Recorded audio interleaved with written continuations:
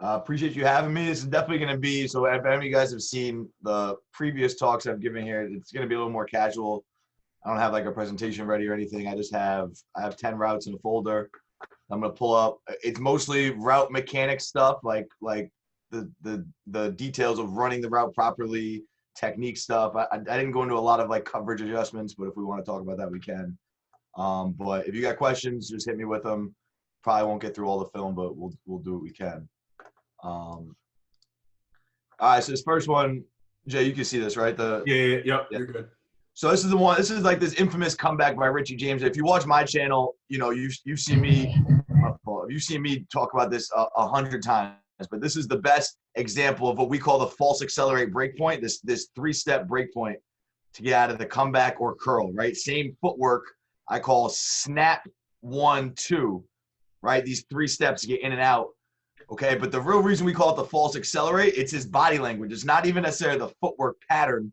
Watch his body language, how he looks like he's accelerating, right? When he goes into that break, he's slamming himself into the ground. He's actually picking up speed into the break. So to the DB, it really does feel like he's bursting by him and accelerating, but really he's just throwing himself into the ground, slamming his feet in the ground. Watch his hips. Like, look, the best part about it is his hips. Watch how low his hips get. A lot of guys, especially guys who are stiff, they'll run this and see, watch his hips sink all the way down like that. Their hips will never move.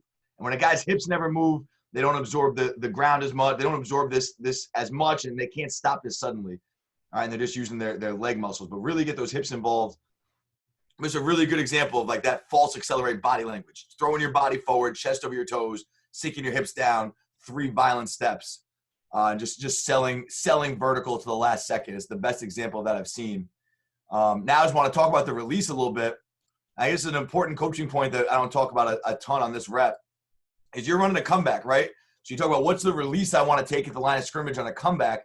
Like, you have to know as a receiver or coach your receivers to know like when you want to win on certain routes. Like, you're not always supposed to win at the line of scrimmage. You don't always have opportunities to win later on in the route. So you got to know, like, is my time to win right now at the line, or do I just want to get this guy running with me and then I can win again I can win at the top of the route. So on a comeback, right, you don't want to beat him a ton right here. If you take a real patient, real shifty release and get him to jump all the way inside, that's just going to cause you more problems than not. Now you're running vertical, he's trailing behind you. A lot of times those guys get into the throwing lanes on stopping routes when they're trailing behind you. Like, he's smart by, he takes what I call, he just takes a shitty release, meaning that, like, not an actual shitty release, but he's not trying to cook him at the line of scrimmage. He's just using speed. He gives him a quick little hop, and now he's running. Like, he's not trying to beat him at the line. He's not trying to gain a ton of separation at the line. He just wants a free release where he can get into this route and get him running and get chasing, because he knows that he's going to stop on a dime faster than he can react. So I think it's an important part of having a plan is on a stop route, on a comeback route, things like that. A lot of times if you can get inside of him on a curl route, like same type of thing on these stopping routes where you would rather have him running with you and you want your whole body to sell vertical and then shut that shit down suddenly rather than doing all kinds of shit at the line. It just complicates things. So good little speed release here from Richie. And now I teach all my outside routes off steps, right? So like a 14-yard comeback would be false accelerate, snap 1 2 on your 4th inside step. And I imagine that's how he's learned it too, because watch how the feet time up. Even after his release, he gets to that 4th inside. So he takes this release. Now his first step vertical, that counts as his first step upfield. So 1 2 3, snap 1 2, right? And this is, so I talk about all the time how I feel like depth is the most overrated coaching point for most wide receiver routes, right? It's more about timing. The quarterback can't tell the difference between a 14-yard comeback and a 16-yard comeback if the receiver is open and available where he's supposed to be when he's supposed to be there, right? It's more about timing. Like, a quarterback can throw the ball at 12 yards or 13 or 14. Like, I would rather have a receiver who looks like this, who has 6 yards of separation because he pushed his route to 16 to sell vertical, than a kid whose coach is on him about depth and all he does is motherfuck him about, you're too deep, you're too shallow, it's all about depth. And now instead of really selling this shit, he comes into this break point timidly. He starts to shorten his stride. He doesn't throw himself into the break because he's all concerned about depth rather than just getting open. So I'm not a big guy on depth. Like, listen, you can't end up at 19 yards on a 14-yard comeback, but you can end up at 16, maybe even 17 and come back downhill and be all right. I just need you to be open. If that means pushing your depth or varying your depth a little bit, I'm okay with that. On the outside, I like teaching it off steps because you can build a rhythm. 1 2, 3, snap 1, 2, right? Like every great route is rhythmic. Like you build that rhythm the same way that, you know, when a guitarist or any sort of musician is learning to play an instrument, the first thing they do is they read the musical notes, right? They read the notes, they get the cadence down. But once the concert comes, they're not reading the notes anymore. They're just playing. They've mastered it, right? Same shit here as a route runner. Like you might count your steps, you might build the foundation off of steps, but now once it's a one-on-one rep, you're just out there bowling and trusting your feet, and it comes back to you second nature. So again, he finishes the release. 1, 2, 3, snap 1, 2. Fourth inside, false accelerate. Get you a 14-yard comeback. After the release, he gets to 16. And he's catching the ball. Look at that, right at 12. All right, a few more things on the break point. I could talk about this break point forever, but a few more body language things. Then he's throwing his body forward, right? He's not reaching too much for this trigger step. I call this trigger step. Watch him right here. He's slamming his foot in the ground, hips going down. Big point is knee yourself in the chin, right? You want your ass to the ground, but you also want your chest to snap forward. So you want to knee yourself in the chin, get your butt to the ground. It's a really good example of that right here. And nothing's outside his framework, right? He's not reaching. He's just slamming himself in the ground. Everything's real. Like I could draw a straight line from his knee down to his heels, and everything's kind of or his head down to his heels, and everything's aligned right there. So really good body language, really good mechanics. That's good stuff. Jade, I see a question. Somebody had a question? No, that was just letting people know the chat was open. All right, cool. Yeah, I just got one here. Have you ever seen PJ Flex wide receiver stuff? He teaches drop break, drive on the break. Is it the same snap 1, 2 for you? Yeah, so I was mentored by PJ Fleck. I've learned my whole shit from him. When I was with him, he taught a tight break, which I'm gonna go over next, which is drop 1, 2, 3, which is an extra step. I've never been with PJ where he's taught a 3-step break out of a curl. He's always taught drop 1, 2, 3, which we'll talk about next, which is adding another step.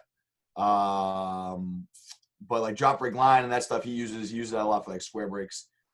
From what I know, he always taught curls and comebacks off drop 1, 2, 3. But PJ Flex shit is great. So basically the way my whole system is developed is I learned from PJ Fleck and a lot of the guys he's taught. Learned the basics at Rutgers, and then when I started coaching Sanu and started training NFL guys, like Mo was also Sanu's college receiver coach was PJ Fleck, and so he came into the league with those same fundamentals, but then made a lot of adjustments. Like he came into the league running curls and comebacks off a tight break, drop 1, 2, 3. And he was like, "Oh man, Pac-Man Jones was jumping my shit like rookie year. Pac-Man Jones was jumping his curls, jumping his comebacks, and then somebody taught him the trigger step. And this is just way more explosive. Like this is 3 violent steps, right? It's just way more threatening, way more explosive, and just way more sudden, this trigger step. So he made the adjustment as pretty much every NFL receiver does to this trigger step rather than the drop 1, 2, 3. We'll talk about the drop 1, 2, 3 right now. Where is this? You see this? This is the new one, the Keenan Allen one? Yep. All right. So now another real good one of selling everything's a fade till it's not, which I talk about, right, is selling vertical to the last possible second. So just footwork-wise, going right to the break point. So now Keenan's running a curl. Okay, he's probably running with a little bit more speed than Richie was. And his game plan was kind of the same, right? Let me just take this speed release and let me really pick up the top speed. Like I think Richie was a little bit more under control. Keenan came into this bitch like full fucking speed. Like he's running as fast as he can in a short distance right here. So he picks up right there, running as fast as he can. And I think even though it's only a 10-yard stop route, 12-yard stop route, I think he knows I picked up so much speed. Let me add another step and get out in 3 or get out in 4 because usually Keenan can get out in 3. So watch the tight break. Drop 1, 2, 3. Right, it's 4 steps. So there's your trigger step. But now, like with Richie, his trigger step was opposite. Right, so if you wanted to trigger step on a curl, you would snap down your outside foot and it'd be snap 1, 2. Now, if you're tight breaking, you're going to go drop 1, 2, 3. Right, adding another step. So this is a break I would suggest on curls and comebacks for most high school kids. Like I spent a lot of time teaching the false accelerate to high school to the kids at Don Bosco, and we got it down and it worked and they were good at it and we ran a lot of curls and comebacks and got open. But I'm not sure it was worth the time it took. When I look back on the process of teaching high school kids how to get out of a curl and comeback in 3 steps, we did it and it was great and it worked. It took us so much time and energy in the off season. I'm not sure it was really worth it. I think we might have been a better unit just letting them get out in 4 steps like this, like a tight break, right? And spending all the time we focus on getting out in 3, we could have learned a lot of other things. So I think that's your decision as a coach. this tight break still works well. Jarvis Landry runs every curl, every comeback, no matter how deep off of 4 steps like this. And he makes $17 million a year. So obviously, you know, it can work for different guys. Right, but again, check this out, right? So everything's a fade till it's not. Watch him sell vertical, put his head down, drop 1, 2, 3. One last time on the break point. Drop on my inside, drop 1, 2, 3. So if you want to run a comeback off of this, right, you just drop on your outside, drop in the direction you want to go on a tight break. So a comeback would be drop on your outside, 1, 2, 3. Here's a little stop, an in-breaking route, drop 1, 2, 3. And again, right, look at his body language. Right, as soon as he decides to go, he kind of closes the space in the DB, assesses his reaction. He realizes, oh shit, he's just going to open the gate and let me run. So let me just fucking run with speed and sell vertical. Put my head down, sell it. Like as soon as you get the DB, watch how the DB's kind of patient. As soon as you get him to fully commit, the route's over. Right now, you know where you're going and he doesn't. So like you should never lose. The only way you would lose at the top, when again, you know when to stop. He has no idea when to stop. He has to react to you. The only way you lose is if you have sloppy footwork. If you get out in 3 or 4 steps and you're efficient, there's no way he can react in time. The only way you lose is when you get out in 5, 6, 7 steps, and then he can take 5, 6, 7 steps and recover and make a play. All right, but just a real good example of what I mean when I say everything's a fade till it's not, and selling fade with your body language. Right, everything about him, head down, get running, drop 1, 2, 3. Right, and I think it's just a real good job of I think in another plan he would have been a little more tempoed, or let's say he would have had to take a release. He can't get up to full speed. And he probably uses just 3 steps to get out to be even more efficient.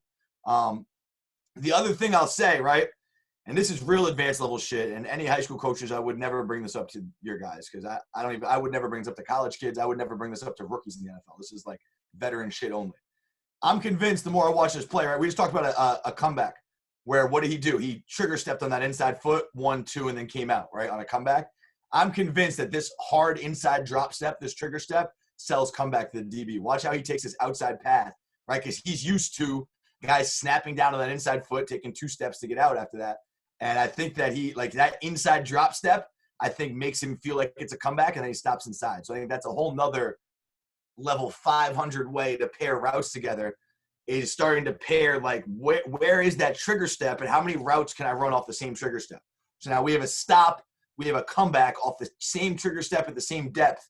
Can I run a dig now where I drop inside and roll over? You sure can. So how many routes can I pair together? I'm convinced that this hard trigger step right here, you know, indicated comeback to him because that's what most guys run.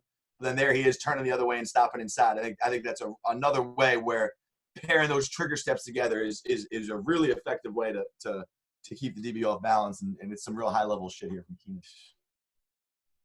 Keenan. Any questions? I'm gonna move on to the next one. No, move on to the next one. That's fire though. Isn't that shit crazy? That's fire. Absolutely. And so now, like, kind of staying on this, right? Here's a real good matchup. This is Stephon Diggs versus Darius Slay. So now here's a comeback where Diggs takes too many steps at the top, and they end up catching the ball only because Kirk Cousins throws a literal fucking dime. But if I'm the receivers coach, I'm telling Diggs he got locked up here, and we'll kind of see why with the feet. Right, so again, right, same release on all 3. None of these 3 guys were trying to cook the DB of the line, right? All stopping routes. They were just trying to take like a speed release, avoid contact, get outside and just run, right? All 3, they just wanted to run. Okay, a few things I'll say. First of all, watch where Slay's eyes are. See Slay's eyes right there on Diggs' hips, right? So Slay's eyes are on his hips, right there. So as soon as he sees the hips go down, Slay's feet are going. Right, so this is key. This is why, like, I would like Steph to have lower pads right here. Like, just he's running so upright. This is why, like, everyone likes to say, hey, coach, you like to teach them to peek on the comeback? Like, guess what? You don't need to fucking peek, okay? You need to be fucking good with your feet and stop efficiently. All this cute fucking peeking shit causes more problems than anything else, especially with young kids. Now I want to peek and be fancy, and now my pads are high, and now I'm taking 12 steps to get out of a comeback, and I play in the NFL. It's fucking not – it's not acceptable. This is a fucking shitty route. He's lucky he caught the ball. I'd be fucking pissed if I was him, if I was his coach. But everyone wants to peek because I think that's what gets you open. What gets you open is just fucking being great in the break area. Okay, you think Diggs thinks he's running fucking vertical because of this stupid peak shit? He's running at 70%. No one's ever run vertical when they're running at 70% of top speed. So all this cute shit that everyone thinks fucking works doesn't work. Selling fade with your tempo and your body language fucking works, right? Jogging and peeking at the quarterback like this with your pads straight up. No one's ever run a good 40 time with their back totally upright like this. So that shit, listen, like the peak technique can work. I'm not saying he can't, but it ain't the fucking secret sauce to get open on a comeback. All right, so again, he gets outside, gets him running. So now watch, Slay's eyes are on his hips. So as soon as Diggs' hips go down, Slay's going to match his feet, right? So the minute that Diggs' hips indicate to Slay that he's breaking, so as soon as Diggs' hips go down, he then has to be more efficient in the break area than Slay to win, right? So his hips go down, he got to get out. If he can get out in 3, that's why I like the 3-step. If he can get out in 3, there is no way the DB can match it. If he can get out in 4, there's probably no way the DB can match it in the time he has to react, right? But now he gets out in like 7. So he drop 1, 2, 3, 4, 5, 6, 7. Like, drop 1, 2, 3, 4, 5, 6, 7. Like, literally he's fucking 8 steps to get out of a fucking comeback. It's pathetic. Drop 1, 2, 3, 4, 5, 6, 7, right? So now watch Slay's feet. Slay watches him drop. 1, 2, 3, 4. Watch Slay. 1, 2, 3, 4, maybe 4, 4.5, 3.5. Like, that's fucking, Slay's feet are crazy. That's why this fucking guy's so good. Right? But what he watches Diggs' hips drop, that's the indicator he's breaking. All right? A guy like Richie James, Slay's not covering the route by Richie James because Richie gets out in 3. But when you take these extra steps and you take 1, 2, 3, 4, 5, 6, 7, a good corner can match your feet. Again, I told you, DBs don't exist, right?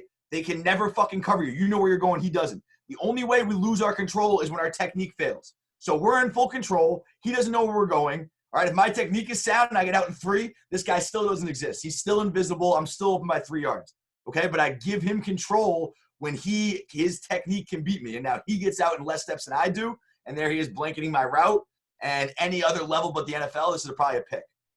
Right? And I think Slay, you even watch the way Slay plays it, he reaches with the wrong arm. Like, obviously, he should reach with his left arm. Right? But I think he opens to the ball. I think in his mind, he's like, I've squeezed this guy so far to the sideline. There's no way Kirk's going to make this throw in the only place he can catch it. Let me open up, kind of pick this shit and take it to the house. I really thought he thought this was going to be a house call. That's why he's opening up. Like, I think Slay makes the play if he goes cross-body and bats it with his left hand. I think he thought the coverage was so good and he pushed him so far to the sideline that Kirk was going to throw it at all inside. It's a pick 6. And he makes the perfect throw. But any other level, Diggs got locked up right here. I don't think he deserves to win. I don't think he deserves to have this catch. Great catch. But as far as the route, like, the release is fine. I think this little hop, hezzy, fucking speed release is fine. Just get him running on the outside. All right, but then we need to be way better in the break area. Our hips need to be better. And it's just a good indicator of what good corners are looking at, right? Seeing his hips, watch his hips drop. Boom, as soon as my hips drop, now I got to be more efficient in the break area. And 7, 8 steps ain't going to do it versus a good corner, right? So it's a real good example of how the first 2 reps are like kind of the perfect examples of feet and how your footwork can get you open. And, he makes the catch, but here's an example of how your footwork can really cost you separation here. And, and some of the indicators good corners are looking at and all that stuff. Same deal. And let me pull up one real quick of Sanu running an 18-yard comeback. And you can see the clean difference of, when you run an 18-yard comeback. So here's just like the basic fundamentals. Here's us running a comeback, right? So this would be a 5th outside tight break. 1, 2, 3, 4, drop 1, 2, 3. So again, it's not 3 steps. You're taking an extra step. But if Diggs gets out this smooth, he's open by 4 yards, right? Drop 1, 2, 3. And watch Mo's body language, right? Selling vertical, just even on routes on air. Watch his pads. Nothing, no stride. He's not shortening his stride. He's not raising his pad level. Like, everything's selling fade to the last second. And it's a good routes on air clip. That's how it all comes together. So, and this is what we need from Diggs, right? As soon as my hips snap down and you see my hips sink, okay, you want to go drop 1, 2, 3, and you want to get out. Or snap 1, 2 and get out. But at 18, so the reason why we're going, so Mo usually runs everything off 3 steps. The reason why we're running this off 4 of the tight break is because it's 18 yards, right? You're not going to get out in 3 steps at full speed when you're over 15 yards. So they run 18-yard comebacks. They run 25-yard stops. They run 27-yard curls. You got to take at least 4 to get out of those shits. But anything under 15, you can get out in 3. But again, 1, 2, 3. This is talk about rhythm, talk about trusting your feet. Like, he's not that worried about depth. He's worried about keeping his stride open and being efficient in the break area. When you start to worry about depth, you forget about the shit that matters, which is selling vertical, which is efficient feet, which is, snapping down suddenly. Like, it's not about, I don't care. If Mo gets to 19 yards here, we're still going to throw him the ball. If he gets to 17 yards here, we're still going to throw him the ball. I need him to be open. I need him to be selling vertical till the last second. All right, here's my little protege, Christian Drummel, who's a freshman at Rutgers. He's going to fucking be the next Danny Amendola. drop 1, 2, 3. Not quite as good with the hips, but you know, similar feet, similar good fucking efficient feet. Drop 1, 2, 3. So that's what we needed here from Diggs that we didn't get. That's what we needed from Diggs, so we didn't get, and that's kind of how this whole thing comes together with the stopping type of footwork. If you guys got questions, now would be a good time. I'm gonna move on to a lot of just some other shit, like plans of line of scrimmage, some other stuff, but I wanted to talk about those 3 reps in a row and take you through the footwork mechanics and how it plays out in the game and how, like, again, you know, a young receiver will say, but coach, I caught the ball. Like, if you're really judging yourself here, you don't deserve this catch if you're Stephon Diggs and you're lucky fucking Kirk Cousins is a pretty good player. But this is the shit that kills you, taking all these extra steps in the break area just because mechanically you're being lazy or because you think this fucking cute little peeking back at the quarterback is going to get you open. You know, shit like that fucking pisses me off to no end. A guy like Steph Diggs, I love Steph Diggs. He's got one of the sloppiest games in the NFL. This guy, Steph Diggs, could be top 5 in the league, no questions asked. He's got so many inefficiencies like this, so much sloppiness in his game like this that I wish he would clean up. He's got all the talent in the world. Got one for you, bro. I'm assuming he's talking about this specific break, but what's the progression you teach as far as drills? We'll definitely never get through the film if we start to talk about this shit. All right. I mean, my best advice is probably to go back and watch the previous talk. Otherwise, we're literally never going to get through it. I talked about this whole thing about how I would teach this break point. I mean, here's one thing. I don't really want to get too far into the drills because I've talked about that quite a bit and I posted on the page a lot. But here's a bunch of our drill progression for the snap 1, 2. I don't really drill the tight break. The tight break, it just happens naturally once you match the false accelerate. I don't really drill the tight break anymore. But any sort of cone drill where you're making them take 3 steps to get out, that's working on it. But here's what I really like. This is a little arrow drill we do, but this is what I like, this progression, right? So it's snap 1, 2, and hold. Snap 1, 2, and hold, right? And then snap 1, 2, and get out. I really like breaking it down step by step like this. I just think because you coach, every step matters. Every step has a purpose. So when you do it kind of systematically like this, you can break down every step, right? So violent trigger step followed by another second violent step. Now 1, 2, and hold at the top just to make sure I'm not reaching. Like that's really good body mechanics, just like Richie James here, right? I'm low, my hips are low, my chest is over my toes, everything's within my framework. All right, so I'm holding it, and then I can just explode right out. It's a real good transition right there. So that's the best drill that I'll talk about for right now as far as the progression. I don't really want to get into that too much because I feel like that's all I ever talk about. But here's the arrow drill again too. Snap 1, 2. Kind of a key to this, right, is turning your foot. A key to this is turning your foot in the direction you want to go. So watch Juwan. This is my guy who plays for the Broncos, and here's a real good example of this progression. Watch how violent he is. Watch how he's trying to knee himself in the chest. All right, look how he's trying to snap his hips down and his chest forward. All right, but watch how on the second step, when he actually runs it, he has to turn his foot, right? See this right there, how he turns that foot. If you just come square and you don't turn, you're not going to be able to open your hips and run out of this. So you got to turn that foot so you can open your hips and run out. And that's a real key point. If you guys saw one of the most recent posts I had on the Sideline Hustle, see, now we're going into a whole fucking thing. I'm never going to get through anything. But now,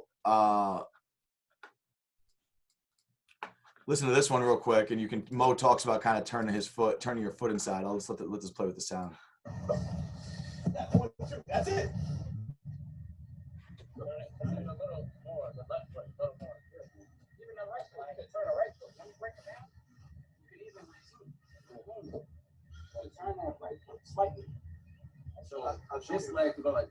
See how he's turning inside like that? So you can open your hips. And then I pull up this film clip of Sanu from practice, and you can see it.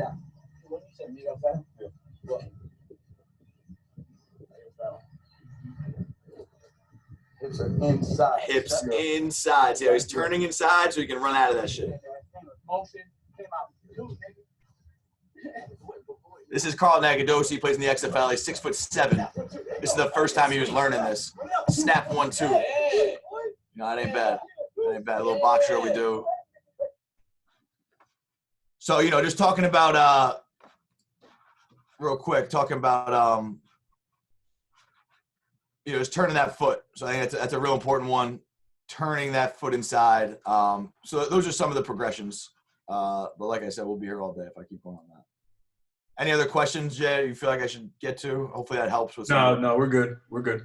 Yeah. All right. All right. So here's now talk about I want to talk about some different stuff besides just like the breakdown mechanics and shit. So I just talk about like having a plan. Like I really love this. I got this question last time on Bean Talk on my Instagram live show. How do I run an out versus loose outside leverage? Here's a great fucking plan from Deshaun Jackson, right? Loose outside leverage. I'm running a speed out.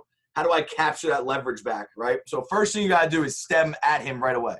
Like if you just run inside here and expect him to close the space on you and do the job for you, he's not going to. Like you got to attack leverage. If you just run inside and run vertical, that's exactly where he wants to be. When they play outside leverage, the corners want to stare through you to the quarterback and see your body language and feel your body language, but have his eyes on the quarterback, right? When you attack leverage, you take that away. You start to threaten him, right? He's comfortable with you inside of him. Once you start to take that leverage away, it puts him in oh shit mode where he starts to panic. He knows he can't do his job if he lets you outside of him, right? So you start to gain control. When you attack leverage, you maintain control of the route. When you don't attack leverage, you give him control because you make him feel comfortable. Always make him feel uncomfortable. Put him in what I call oh shit mode. Right now, the DB's literally saying to himself, oh shit, oh shit, oh shit, because he's running right at my face. Okay, if you just run inside, he's not saying that. He doesn't panic like that, and you don't gain control of the route. All right, so Deshaun sprays it outside, attacks his leverage. Now, once he gets on his toes, he pushes it vertical and sells like he's running a go. How many times have corners seen this for his outside leverage, right? Again, you guys got to think about, I always talk about pairing routes together, right? Pairing routes together with routes that you run, but also like what do DBs see? Like what's the most common shit? How many DBs when they're playing outside leverage have seen a guy run up at their toes and then sprint inside of them and win inside, right? Everybody. So Deshaun knows that. And he makes it feel, and I'm sure Deshaun's done that 100 times in his career. So he makes it feel just like that. Let me spray outside, get on his toes, and then push that shit vertical. What's the DB do? He opens his hips to defend the go ball because that's what it feels like. Open my hips, defend the go. As soon as he opens my hips, I'm going to snap that shit off, and I'm open by 5 yards on the speed up. All right, you can also do this shorter version on the stick route. Right, here's a stick route versus outside leverage. Here's Andrew Hawkins. It's 4 ways to run a stick route. All right, stick route versus outside leverage. Spray outside, vertical set inside, that vertical stem, and I can stick it back out. But the key is attacking his leverage first. Attack his leverage, good vertical stem inside, and then I can spray back out. Attack his leverage, inside, back out. Right? If you don't attack, like, watch real quick on this rep. Watch how the DB jumps inside, right? See how he jumps right there? If you did not attack his leverage first, if you do not attack his leverage first, if you just run inside and try to make a move, he's not going to jump because he's not going to feel threatened. You get the DB in chase mode by attacking leverage. It is a huge key. You will get the DB to chase you when you attack leverage first. And we're going to talk about that next. I'm going to show you a prime example of T.Y. Hilton doing that. All right, but attack leverage first, then you can manipulate him. All right, but that's got to be first. Attack leverage first, attack leverage, then I can manipulate him, then I can win. All right, but if you want him on a string, you got to attack leverage first. It's a real good plan here, real good thought process, and I think it's a fucking real valuable lesson. All right, now talking about this play, this is the exact same lesson now. We're talking about press releases, okay? Outside leverage press. Everyone see this? Outside shade, okay? If I just run outside, he's going to stay outside. Or if I just run outside, you're going to force him to make a decision, okay? But if I were to just dive inside and try to get him to jump inside, it's not going to happen. Right? If I just took 2 steps inside, he's going to stay patient outside. But watch what he does. He attacks him outside first, 1 hard step outside, then he dives inside. Okay? Watch how that watch how this 1 hard step gets into the jump, and that's what creates oh shit mode. Right now, now he's in oh shit mode. That makes him in oh shit mode. Now he's going to chase you inside, right? Again, pairing routes together. How many times has a DB versus outside leverage seen a receiver take 1 hard step and then win inside and just run? A million fucking times, right? So you're playing off that. Hey, I know that this release is what he always sees for his outside leverage. 1 hard step outside, I'm going to dive inside again to chase, and now I'm back outside. Right? So like just your thought process, attacking leverage, and how attacking leverage is the first step to making all this shit go. I'm actually going to play this with sound real quick. It's a good little voiceover. Cornerback is aligned head up to outside leverage. We always want to start by attacking his leverage first. So 1 hard step outside, that forces the corner to jump outside. And now this gives Hilton full control of the route to where now when Hilton dives back inside, the corner's glued to him. He's fully in ocean mode, and he's going to dive inside with him. Hilton has a great plan here, and he's able to win outside over the top. when there's this much separation between the receiver and the DB on a vertical route, you got to know that the DB is going to close the space and come back for more. So as a receiver, be ready for that. Be ready to hold your ground, fight pressure with pressure, a little hand fighting there, and then go make a great catch.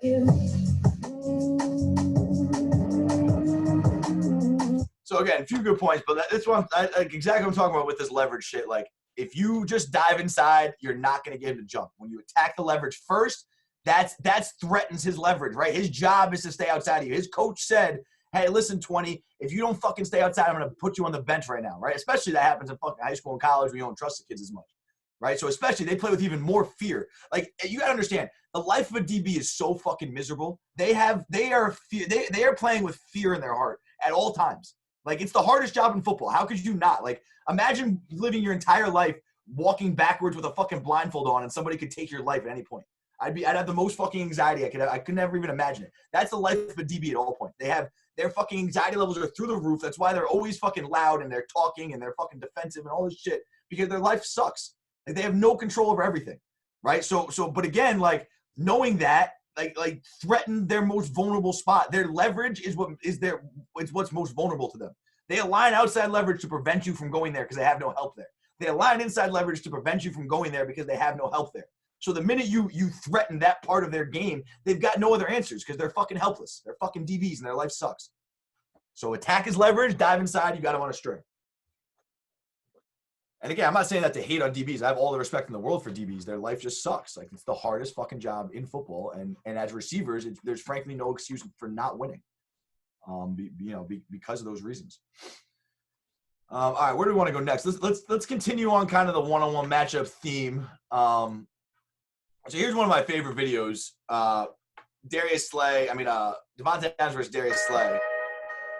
So I was watching, kind of talk about having a plan, how you pair routes together, right? So this is the second quarter, and we'll talk about the release as we go, but this is the second quarter, and he runs this deep over, okay? Again, just watch it again. He's number 3 in the slot. It's good, like what I call one-step stretch, okay? Just that one gather step to kind of, but really a good, like, he gets a lot of ground off this and gets on his toes, right? But watch the tempo, watch his body language, right? Tempo to Hezzy, get on his toes, now burst inside and go. And he beats Darius pretty good there. Okay, so that's the second quarter.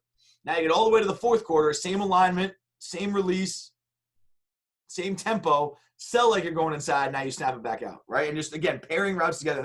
I'll let you guys listen to this. This is an interview I had with Darius. Darius is a fucking great dude, man. I have so much respect for him. I saw that play right there. I said, man, I'm at 0 right now. Yeah. He can get across the field so fast up in the red zone. Right. So I got to at least slide there to get him there. Now I saw him going, he gave me that look like he could go that way. Yeah. I got to beat him over there. And came back, I said, oh, shit.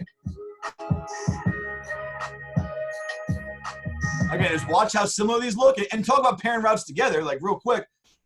Listen to the way Darius Slay is thinking. That's how Slay is thinking. That's how DBs think. He's thinking, oh, he made it look just like the last route. I'm thinking it's 0. I know he can get across the field fast. He gave me the look like he was going that way. Like, it's just an art. Like, and it's more like you guys as coaches, I think you guys understand this. These fucking kids don't.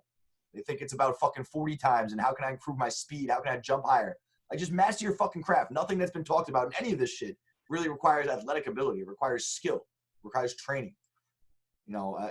Anyway, but so just a real good job tempo, like not necessarily footwork wise as he paired up, but the tempo of attack is leverage, Hezzy inside. Now, this is what I call it inside Hezzy release. Right? I've started to we stole this straight from Tay, right from this rep, and now all my NFL guys run this shit. Now I'll pull up some drill tape of this. My fault. But again, so it's this tempo, right? The switch is like watch him turn his shoulders inside, turn my shoulders inside. That's a big key.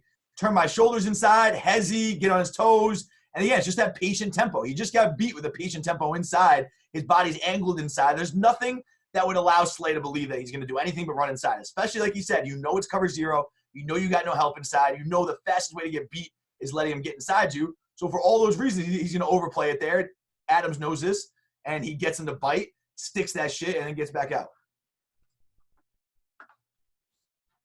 So again, just talking about pairing releases together. That shit is so important. Now we kind of took this to the next level. I've become pretty close with Tay. He taught me some details on this, and me and Mo started fucking around with this. Here's Jawan, but we started teaching this inside Hezzy, And the key that me and Sanu kind of realized, Matt Ryan told him he liked this a lot, is that shoulder turn inside.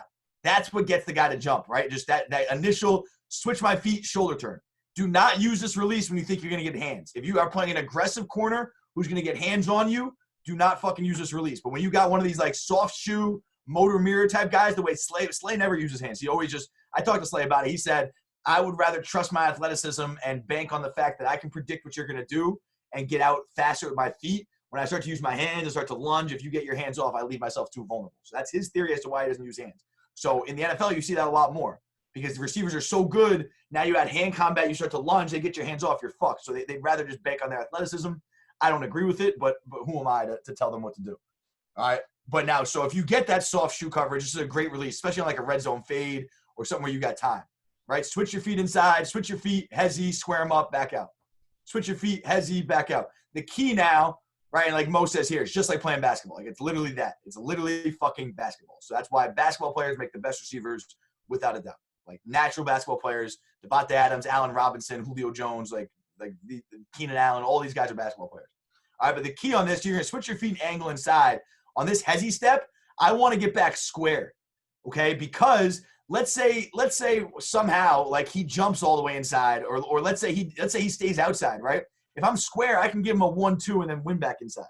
Just give yourself a two-way go. So that key here is just hezzy, get back square, and then you give yourself a two-way go to get back out. Good tempo here. You know, really, real good rep. I love that release from Tay. But most of all, the way he paired all this shit together and hearing the way Slay was speaking. All right, what did I say I wanted to go to next? Talk about the release. Any questions? No, good right now. All right, let's stay with Tay right here. We'll talk about press. All right, so another way, just pairing stuff together. He actually asked me not to post practice clips anymore after this. So I actually probably got to delete this video. But so watch how he pairs stuff together, right? This is him versus Jair Alexander in practice. Okay, and he just doesn't like making his teammates look bad, even though the shit is filthy. So one-step stretch, dive inside, right? One-step stretch, dive inside. This is later in preseason. Now watch this shit. Watch earlier in preseason. One-step stretch, dive inside, right? This is earlier. So he knows he beat him on this. All preseason camp, he knows that he got Jair, who's one of the top 10 corners in football. You know, I just cooked his ass on this hezzy one-step stretch, this tempo, one inside on this dagger run, right? Got on his toes, got him to lunge. There you go. So he knows he can pair release off this at any point. So he makes it look and feel exactly the same. Jair, this time, he's not shooting hands. He's just diving inside to beat him to the spot. But then what does Tay do? He takes it back out, right? And again, just building plans from the same foundation. This does not take skill. This does not take speed. This does not take strength. It doesn't take explosion. None of this fucking combine bullshit. This just takes fucking intellect. It takes thinking. It takes having a plan, right? Devontae Adams is the first to tell you. He's not the fastest receiver. He's not the strongest receiver. He's not the quickest receiver. But he has some of the most skill of any receiver in the NFL, most trained talent as anybody in the NFL. What do you got, Jay? The question here is, what is your thought on his stance and start, specifically with the toe pointed in instead of straight? So as long as they don't pick it up, so like with Tay, like I don't love that because it's just wasted. He's just turning it back straight. Some guys really roll off it. Like some guys will really pigeon it and they will roll right off this. Now I think this is different. He's not running like if he was running a go ball, you know, maybe he would end up just like rolling off this a little more. Like he's kind of, you know, he's coming to balance right away. But I'm not a big fan of the pigeon toe when you straighten it out. I've seen guys who will roll right off it and it's fine. But generally I just think that it's wasted movement. Here's an example. So here's Sanu in college. Seriously new in college, right? And it's just straight, and he's going to roll right off it if it ever plays. So anyway, here's one of my kids from Wesleyan, right? It's kind of blurry, but you can see it. He's got a heavy pigeon toe, and the first thing he does is straighten it out. It's minor, but all that is wasted movement. Like it's just wasted movement. It's just time spent at the line of scrimmage you don't need to spend. So to me, if you catch that, especially if you got a young guy, just fix it. Just have him fucking straighten it out. A guy like Devontae Adams, you ain't going to fix that on him at 7-8 years into the NFL. All right, but in general, like watch Mo, he rolls right off it. Like that's just a little bit faster, a little more explosive. He's not straightening that foot right out. He's just getting right off this stance. There's Tim Wright, Super Bowl champ. All right, he's getting right out of the shit. So I think that's a great question. Now it's something. Listen, like you got more important things to coach than this split second at the line of scrimmage. So I wouldn't let it ruin your fucking day. But I definitely think it's something that if you just show him, listen. All you gotta do is show him. Like, Tay, is this helping you or not? Is this literally doing anything for you? Like, technically, is this getting you open or just wasting a little bit of time? It's just wasting time. Now, if a player who is at Tay's level is Davante Adams, Pro Bowler, All Pro, if he tells me this makes me feel comfortable at the line, like, that's fine. Like, bottom line is I need 17 to feel comfortable. So if a little fucking pigeon toe helps him feel comfortable, go do your thing. Like, I need him to feel comfortable and confident. I don't need his whole fucking game to be thrown off now, year 7 in the NFL, because I'm trying to fix a little pigeon toe. So I think just be smart about it. But when you got these young guys who you can mold, yeah, sure. If you could eliminate that little pigeon toe, great. With Tay, like in that situation, it's really not killing them, obviously. And talk about this is the guy who's known as having the best releases in the NFL, and here's a little inefficiency that he has. And it just shows you can get away with some shit like that when other things are good. So focus on the right things. I think it's a decent coaching point. I don't think it's the most important thing in the world. I don't think you should let it ruin your day, like I said. But again, pairing releases together, it's a good example there of that, kind of pairing that together. Here's one I'd like to talk about, man. So here's this Deebo Samuel rep from the Super Bowl. Right, it's just this little, like, slant route he ran. And I'm going to give you guys my take on this. A really good rep, really good release. I am convinced. So you talk about coming to the line with a plan and a counter plan. Okay, so this is what I always tell guys. Let me pull this one up real quick because I'll give you guys some. You guys want to see a sneak peek of some content that no one's seen yet? You already know, man. We can talk about some content no one's seen yet. Let me find that shit real quick.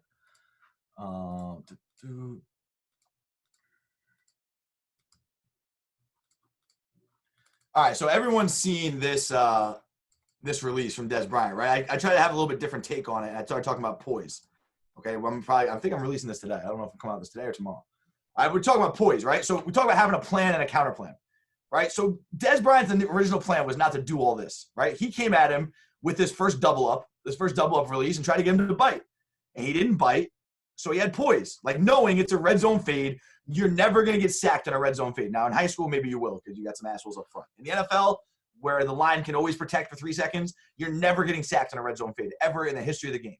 Like, you're always the quarterback always has enough time to take a big rocker step, throw the ball with some air, and you're going to get under it. Meaning, as a receiver, you have as much time as you need to get open, right? Coach Dub, Keith Williams, who's Davante Adams' trainer, always talks about press releases are like wiping your own ass, right? When is the last time you rushed wiping your ass on the toilet? You always make sure that you fucking get the job done, you do the job fucking fully, then you go on with your day. Same shit with fucking press releases, especially on go balls, on fade balls, right? You're running a straight line here. You have no other opportunity to create space except at the line of scrimmage. So wipe your ass with the release. Make sure you do your fucking job. I think it's a really good job by Dez Bryant here, right? He gives him the 1-2. He doesn't bite on the 1-2, so he has poise. He regathers, he gets on his toes, and he hits him again. And I think that's like talk about having a plan and a counter plan, right? Again, poise, the ability to execute, to calm your mind and execute your job in high pressure situations. Like, no matter how good and big and powerful Dez Bryant is, if he does not have poise on this rep, he's going to lose. It's his ability to stay calm when the first plan doesn't work that wins, right? So I think just having a plan. So he comes to the line and he says, all right, I'm going to win on this double up. For whatever reason, whatever information caused him to come to the line and say, I'm going to win on this double up. Fine, great, okay? But he also has to be thinking, all right, shit, if it doesn't work, what's my plan? All right, if it doesn't work, I'm going to keep closing the space on him, and I'm going to fucking hit him again. Boom, I hit him again. So that's what I talk about, having a plan and a counter plan. This is an adjustment on the fly. This is not pre-planned, all this shit. This is, like again, had this first move. It's not like he's half-assing this first move. He's going for he's trying to beat him on this shit. This ain't a fucking half-ass release. He's trying to win. He doesn't win. He stays patient, stays calm. Let me stay patient, fucking hit him again. All right, so have a plan and then have a counter plan. But you don't need you don't need 6 plans at the line of scrimmage. You don't need fucking 5 different ways to win. You need one. You need 2 ways. What is my initial plan? Like, when you're game planning during the week, you're looking at how can I beat this corner, right? So now I'm running a red zone fade. What are his tendencies in the red zone? How does he play it? And during the week, you formulate, I like this release. All right, so Dez Bryant during the week said, I'm going to beat him on a double up release in the red zone. Okay, but if it doesn't work because sometimes he stays patient, then I'm gonna hit him. I'm gonna close his space and hit him again. Like that. That's just the way you gotta be talking to yourself. But again, he's not thinking of 5 different releases. He's got 1 release and he's got another continuation off of it if the first release doesn't work. All right. So with that kind of long-winded point I wanted to make, when we get back to Deebo here, all right, I am convinced that is shared or no? Share. Right? Yeah, you're good. The Debo one. So I'm convinced that Debo was trying to get inside right away. I'm convinced that Debo went like this, and he thought he was going to run inside right off this initial release. He was going to get inside right now and get inside of him. And I think he came to the line with a plan. Oh, shit, he's sitting heavy inside me. Now let me push vertical, get him to chase vertical, and then snap it off. I truly think he's adjusting on the fly here. That's my thought. Maybe I'm wrong, whatever. I haven't talked to Debo about it. I'd be interested to know. All right, but I think this is a good example of having a plan and a counter plan. So I think one way you win on a slant, right, is win inside right away. Win inside right away, lean into him, push vertical, and snap it off. And if you can get inside of him right away, you've already crossed his face. You've won. It's easy, right? So I think that's the first way he's trying to win. And then, all right, fuck, he's inside leverage of me. What's the next way you win on a slant? What you call a diamond release, where now you take him outside, you get him to chase you outside, and then you snap across his face. I think this was a immediate inside release slant route that turned into a kind of like diamond release on the fly.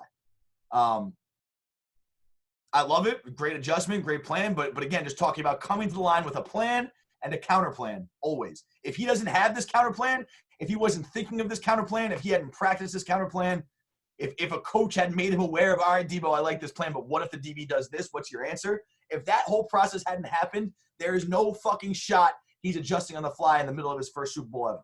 There's just no way. There's no one is fucking poised enough. Like, you can't have poise without preparation. Right? Like, I'm not gonna be poised in a fucking Super Bowl as a rookie, as a 22-year-old kid, if I'm not fucking prepared. Right? So you're not just gonna show up one day like fucking Superman and put your cape on and be poised because you fucking said the word. Like, poise comes from preparation. So I think, like, at some point he had a conversation with a coach or with himself that talked about winning with this plan, and then he had a conversation and said, what if that plan doesn't work? What's my adjustment on the fly?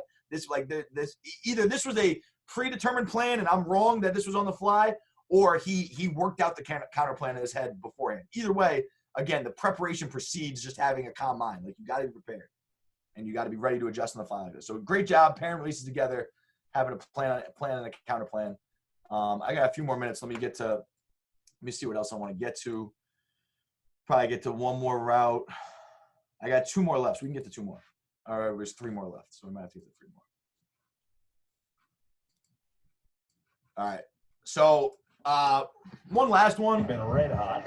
So here's this Amari Cooper little sail out. Let's talk about using your eyes as a weapon. So at one point, right, I'm shitting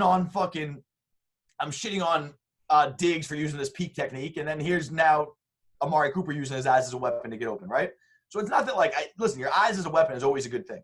I don't like using your eyes as a weapon when your body mechanics suffer because of it. So if you remember the Stephon Diggs rep, he was using his eyes as a weapon like this, but his body mechanics suffered because of it. So guess what? Good fucking eyes as a weapon doesn't help when your break point now sucks. Okay, now with Amari Cooper, he's not breaking down. It's a speed cut. It's much easier. But his body mechanics aren't suffering. He's got, good athletic knee bend. Everything's aligned. Like, he's not got his body all over the place. So now his eyes as a weapon becomes much more effective here. Okay, so just understand, like, I'm all for that little peak technique from Diggs. But the other thing Amari does that he pairs with it that I want to talk about, he's pairing using his eyes with a fucking speed burst. Okay, Diggs, when Diggs showed his eyes, he started slowing down. A good corner's eyes aren't going to get a good corner when I can feel you slowing down. But with Cooper here, he pairs the eyes with the speed burst. So look inside, eyes, and he gets the top speed and then fucking snaps that shit off. And this is for Xavier Howard, who's fucking, top 10 in the league as well.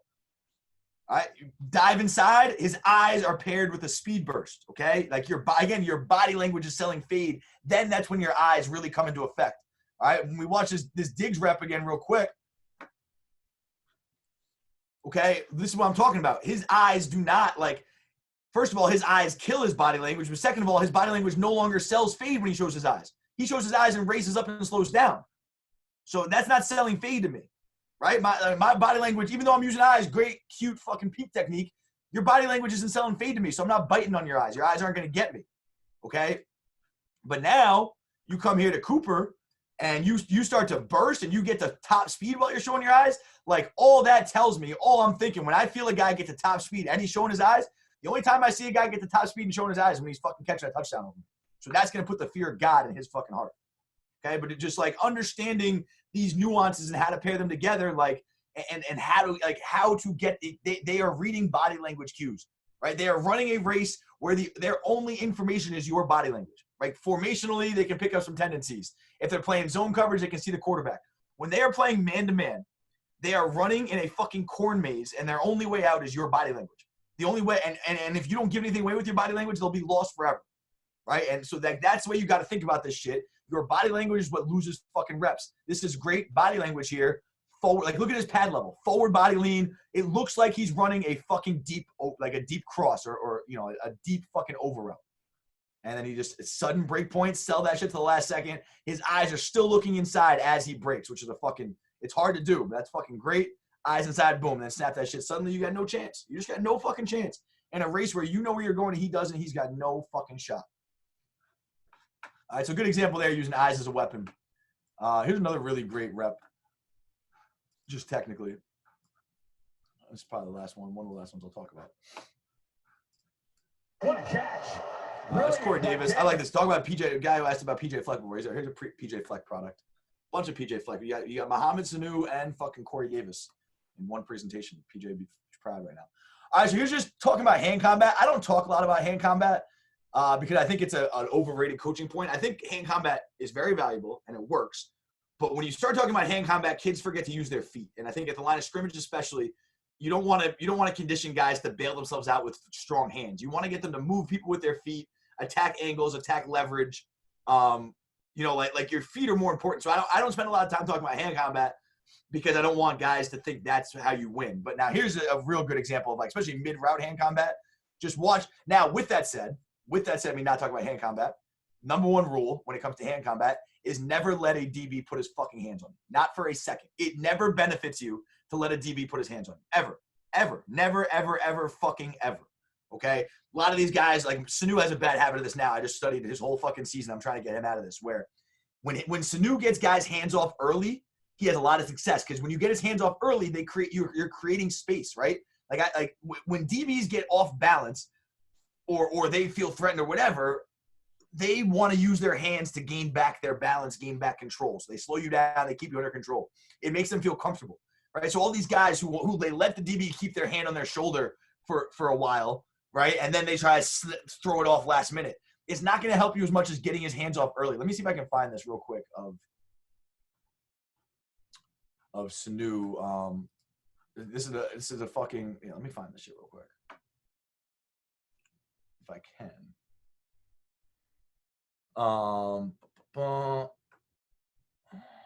Maybe it's not going to be there.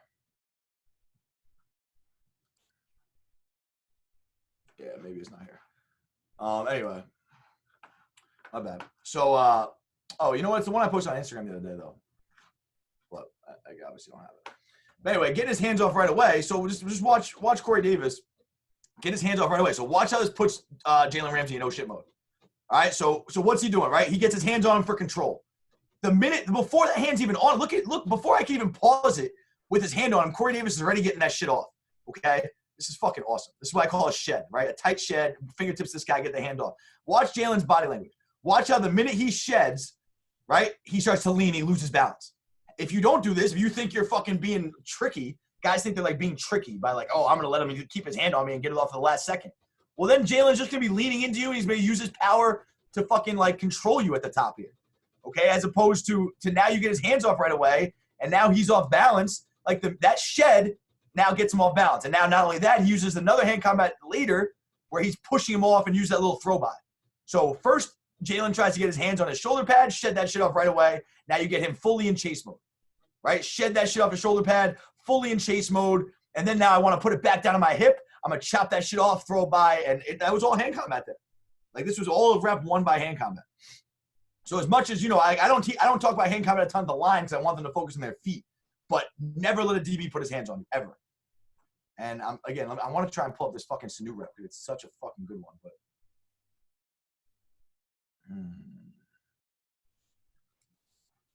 another example of a shed from the national championship game.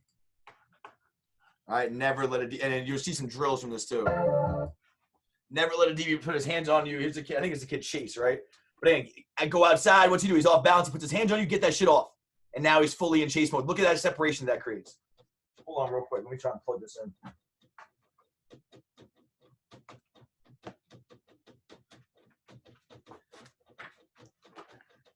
All right, everyone see that? So good shed, right?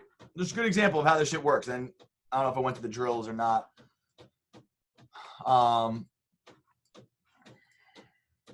So let me talk about this real quick. I just want to see if I just plugged in a different hard drive. Let me pull up this new. Let me pull this new comeback real quick. Yeah. So here's one where the ball's not thrown to him. I don't even remember where he is on this. I just watch him down bottom. The ball's not thrown to him, but this is a situation. This is kind of what I'm talking about, right? This is later in the season. This is something we started talking about during the season. So here he is down bottom. And this is like week 16. And I was telling him, yo, when you get your guys hands off early, you have a lot more success. So watch him do this, right? Hands off right there. And now like, look at the separation it creates, right? And again, he's attacking angles. He's doing some things in this comeback. All right, he's attacking angles. Again, watch him down bottom. He's attacking angles, running outside, right? Attack angles. Make him chase you. Run outside, make him chase. Now, when you get so far outside of his framework, the DB feels uncomfortable. What does he do? He puts his hands on you, right? Everyone see this? I attack angles outside. I make him feel uncomfortable. When I get too far outside where it's past his breaking point, he puts hands on me. Mo gets him off right away, and he continues his separation. Now, look at all this separation, right? And he's doing a good job staying over the top, and I think Mo can threaten with speed a little bit more, but it just shows you how you can maintain separation when you keep his hands off. Get his hands off. Now attack angles again inside. Get his hands off again. Make him fall down. All right, similar to the Corey Davis rep. Get hands off early, make him chase. Get hands off late, you'll gain separation. Right? Very, very similar down here.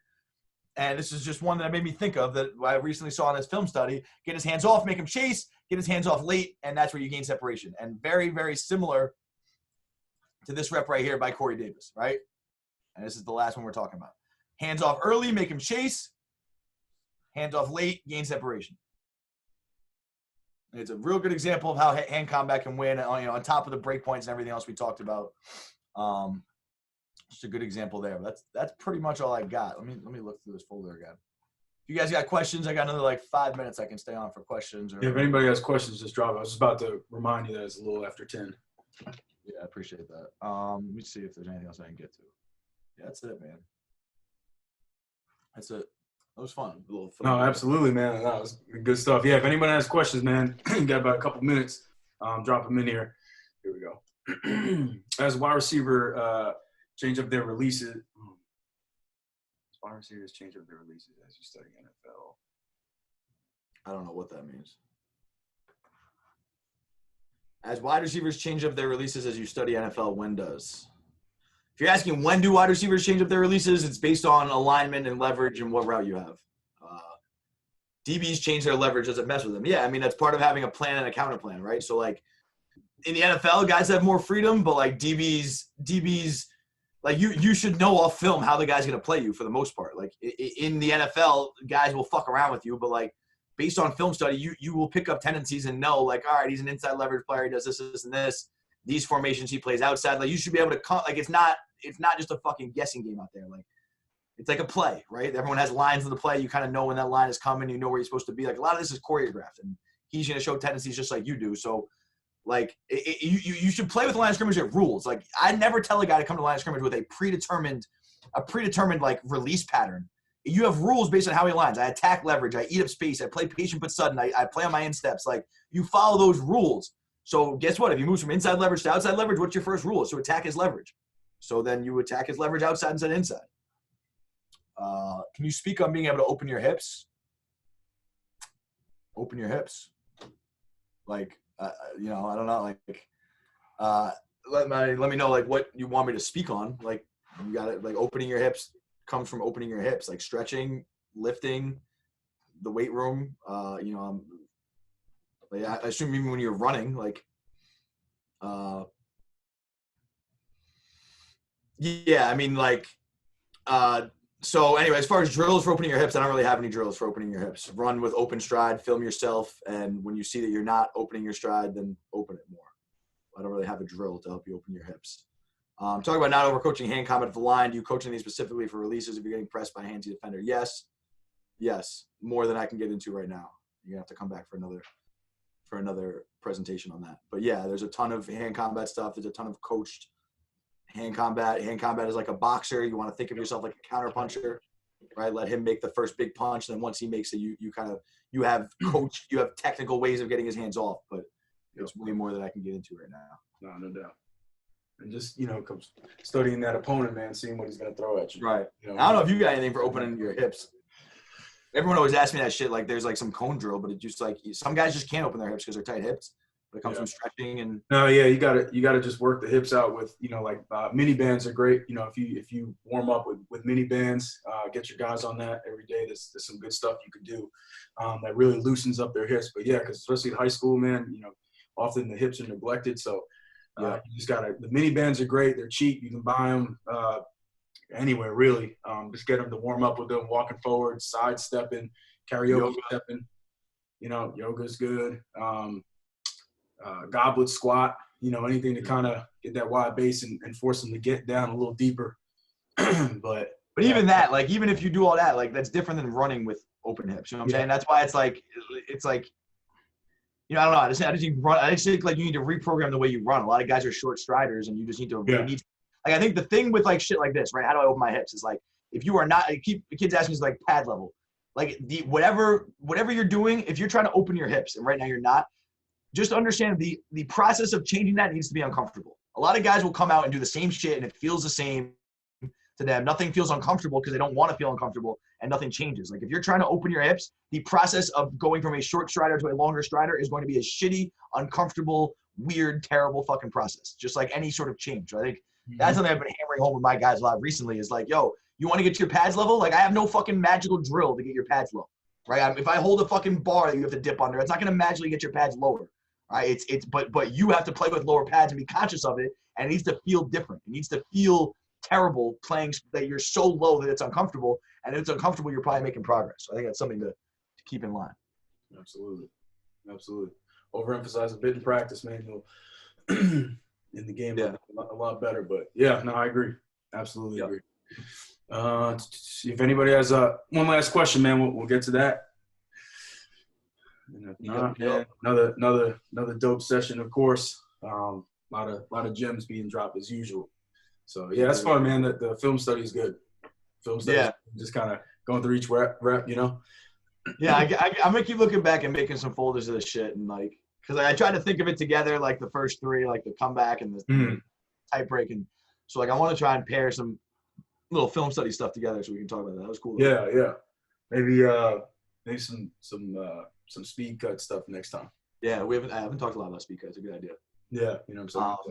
Yeah, so I'll probably be, for any guys who want to know, I'll probably be on the same time next week, right? Is that what we said? Yeah, let's do that. Like for mornings? Next Wednesday at the same time. Yeah, we'll go over some speed cut stuff, and whatever else you want to throw at them.